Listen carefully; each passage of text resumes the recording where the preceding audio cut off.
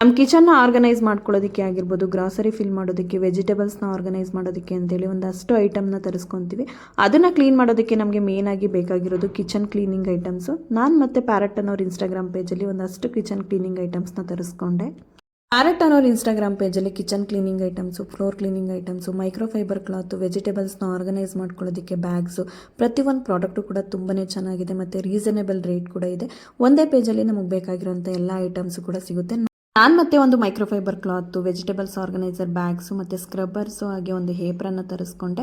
Vegetables bag ಅಂತೂ ತುಂಬಾ ಚೆನ್ನಾಗಿದೆ. ಕ್ವಾಂಟಿಟಿ ಏನಾದರೂ ಜಾಸ್ತಿ ಇತ್ತು ಅಂತ ಹೇಳಿದಾಗ ಬಾಕ್ಸಲ್ಲಿ ಫಿಲ್ ಮಾಡೋಕ್ಕಾಗಲ್ಲ, ಇದರಲ್ಲಿ ಫಿಲ್ ಮಾಡಿಕೊಂಡು ನಾವು ಸ್ಟೋರ್ ಮಾಡ್ಕೋಬೋದು. ಹಾಗೆ ಏಪ್ರನ್ ಅಂತೂ ತುಂಬಾ ಚೆನ್ನಾಗಿದೆ. ನಾನು ಕ್ಲೀನ್ ಮಾಡಬೇಕಾದ್ರೆಲ್ಲ ತುಂಬ ಗಲೀಜಾಗ್ತಿತ್ತು ಅಂತೇಳಿ ತರಿಸ್ಕೊಂಡೆ. ಸ್ಕ್ರಬ್ಬರು ಅಷ್ಟೇ, ಹಾಲು ಪಾತ್ರೆ ಎಲ್ಲ ತೊಳೆಯೋದಕ್ಕೆ ತುಂಬ ಚೆನ್ನಾಗಿದೆ.